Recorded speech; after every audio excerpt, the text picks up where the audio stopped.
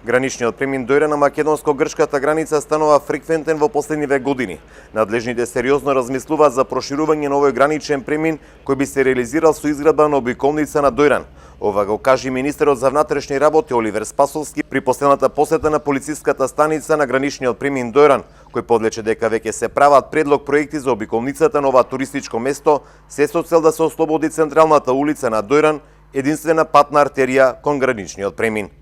Секако дека станува пофреквентно и тоа е важно не само за граничниот премин, тоа е важно за Дојран генерално, заради тоа што како туристички центар во државата добива на атрактивност.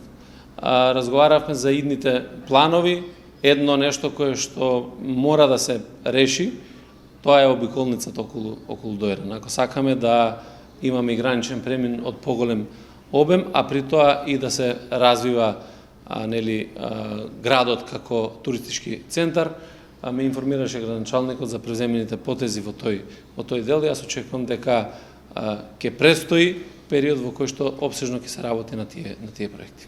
Обиколницата во Дојран се споменува повеќе години. Се смета дека тоа е единственото решение да се ослободи од сообраќајниот метеж ова туристичко место, посебно преку летниот период, кога низ Дојран поминуваат и тешки товарни моторни возила.